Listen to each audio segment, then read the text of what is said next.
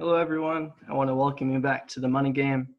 I know last presentation we kind of talked a little bit about our business decision problem and some of the research that we've done before. Now we're just going to kind of hop back into it with a little bit more research that we've done.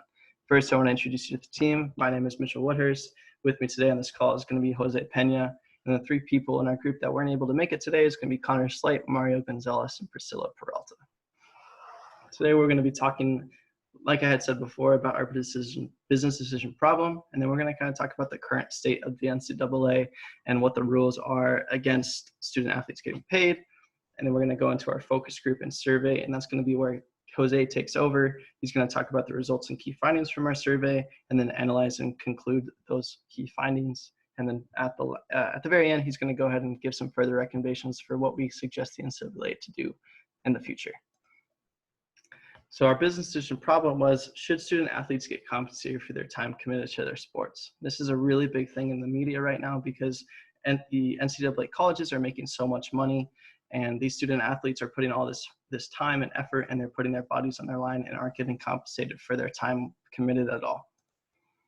So the current state of the NCAA and the current law that is there is that the NCAA prohibits payments. They're prohibiting payments to the athletes who are responsible for producing those revenues.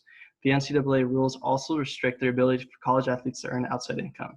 So this is saying that college athletes aren't able to make any of the profits that the NCAA colleges are making from baseball games, football games, basketball games, hockey games. They're not able to make any of those profits. And then on top of this, they're also not allowed to make any outside profits. So this is outside endorsements, outside jersey sales, being able to hire an agent, all those kinds of things they're unable to do because they're under these NCAA laws.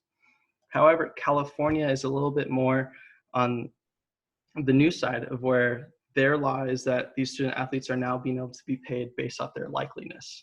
So they're able to have those jersey sales. They're able to show, their jersey last name on their jersey. They're able to hire agents. And this is going to be taking effect in 2023.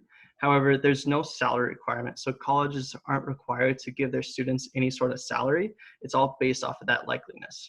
And it's also illegal for schools to prevent this from happening for athletes. They're able to make this money without having any repercussions at all. And then just to kind of talk about where all this money is coming from, in 2019, the NCAA reported a revenue of $1.1 billion, which went directly to those colleges, programs, to the NCAA, but none of it was able to go to any of the students. 20 million of it was to go to football, 5 million was going to men's basketball, 1 million was going to men's ice hockey, and then all the other sports made a little bit less than 1 million, but those were numbers back in 2013. The new numbers are adding up to that $1.1 billion mark. So to kind of start talking about this with people who are involved in this scenario, these student athletes in general who have gone through this process, and then students who are also being affected by this because their colleges are the ones not paying those athletes. They're the ones, a lot of students believe that this is going to come out of their pocket. So we talked to them a little bit about what they believed was the best solutions. And the first question we asked was, how much do you commit to school? And the answer we got was 29 hours a week was committed to school. And that was for students and student athletes. And then we also asked, how much of your job do you commit time to? And the average we got was about 20 to 25 hours a week committed to work. So these students that are also having jobs are working 29 hours for school and then about 25 hours for work. Then we asked these student athletes and these athletes how much time they were committed to their sport. And they gave us a staggering number of 43 hours a week that they were committed to their sport, and they weren't getting compensated for this at all. The people who do have jobs are getting compensated for their time, but these student athletes are, going to school for the 29 hours a week, and they're also working and playing for that 43 hours a week, which is crazy that they're putting all this time and effort in, and they're not getting a whole lot out of it because at the same time, they're also putting their bodies on the line. The last question we asked was, how much are you spending on a weekly basis? And the average we got was a number of $92.86 that was spent on food, activities, and their wants and needs. So the students that were, paying for this, some of those students were able to do it through having jobs, some were having parents pay for them.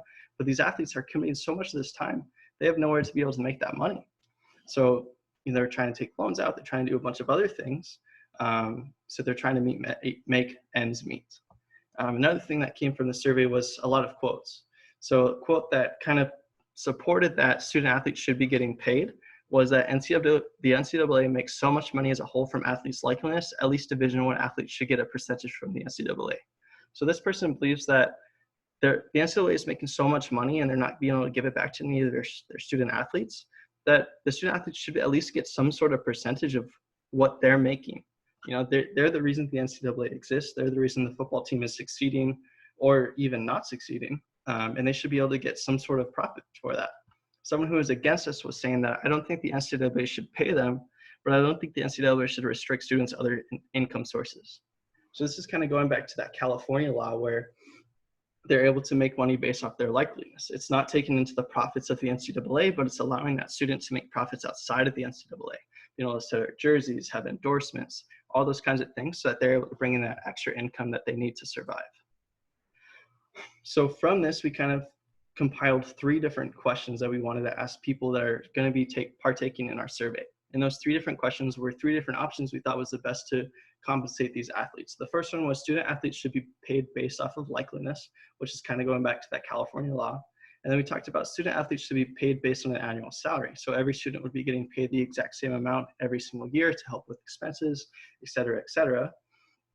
And then we also had, you know, our variable that was going to stay the same, and that was student athletes should not be compensated for their time and effort. So this is already the current state of the NCAA. So we wanted to ask people if this is what they think is how it should be and how it should continue to be. And then we're going to go ahead and get into the demographics. So I'm going to go ahead and hand it off to Jose, who's going to talk a little bit more about the survey. So with every successful survey, you must have a wide variety of perspectives to answer the questions that are provided. And so we looked at our 3 main demographics of age, gender, and the relationship of the individuals who were taking the survey, their relationship to sports. So when looking at age, we saw that the mean age of the individuals was 39 years old. Now looking into gender, we had a significant amount more females take our survey at 67.1%, while males contributed 32.2% of the survey answers. Furthermore, the sports relationship, once again, was super key because we wanted to make sure that the individuals we were serving had a relationship to sports and also did not have a relationship to sports. And we found that 11% of the individuals had no relationship to sports.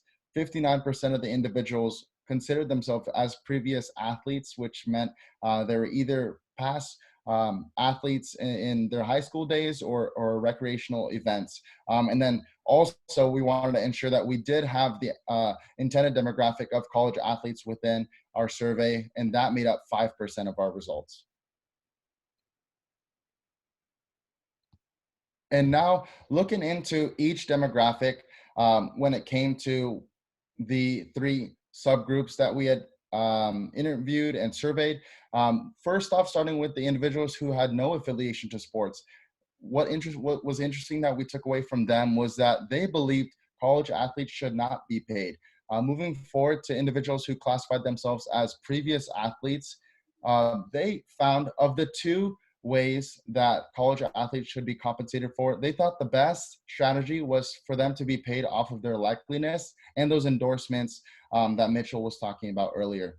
And then lastly, the current college athletes, they also agreed with the other group in terms of agreeing that they should be paid, but also being paid off of that likeliness. And so once again, the likeliness was a common theme over the annual salary, but both groups, the previous athletes and current college athletes, both believe they should be paid.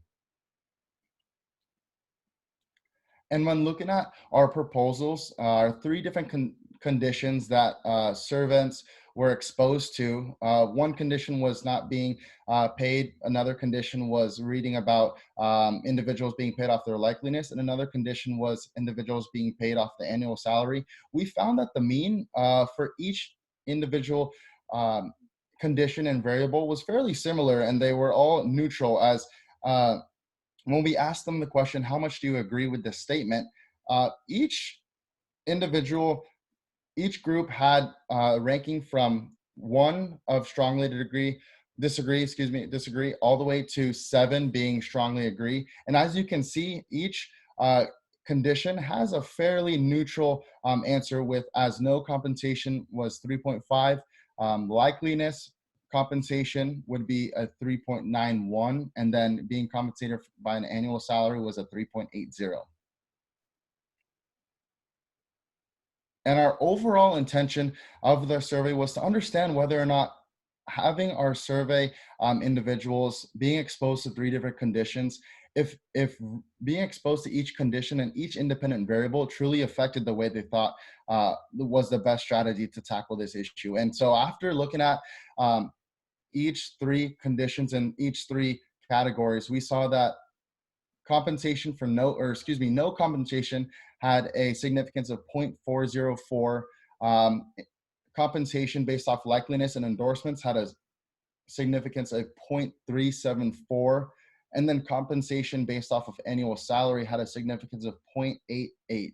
So with that said, you can see that there's no significant difference, which indicates that there's no difference regardless which condition the individuals were exposed to. With all of our findings, we thought the best way to tackle this issue was that student athletes should be paid. As seen in the previous slide, it's tough to understand what the best strategy is, whether it be paying them based off their likeliness and paying them for endorsements and those private third-party sponsorships, or being paid off the annual salary that would come from their colleges. So we understand that that's another issue that could be tackled in the future. But for now, we understand that student athletes should be paid, and that is our best recommendation moving forward.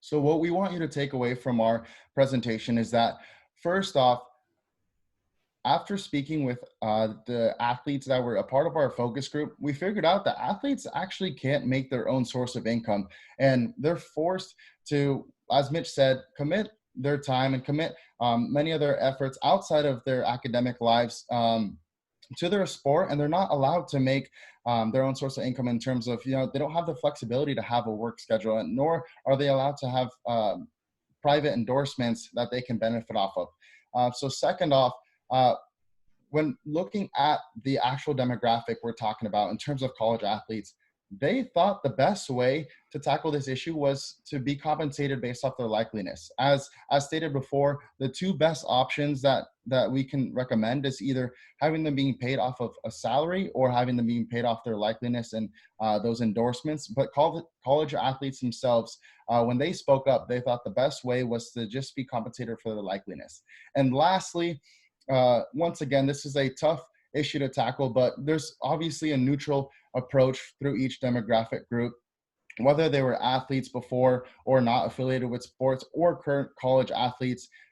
They are fairly neutral about this subject, which shows that, once again, they strongly believe that the best way to compensate the athletes is by their likeliness. That's awesome, Jose. Thank you. Wasn't there also a law that was just passed that kind of had to talk about this? Yeah, Mitch, it's funny that you say that. About a week ago, NCAA did pass a new law and a new regulation allowing NCAA athletes to be compensated for their likeliness and be able to make profits off of their endorsements and third-party sponsorships. So once again, that's another step for these college athletes, and we'd love to see more progress continue as we tackle more issues with collegiate athletes.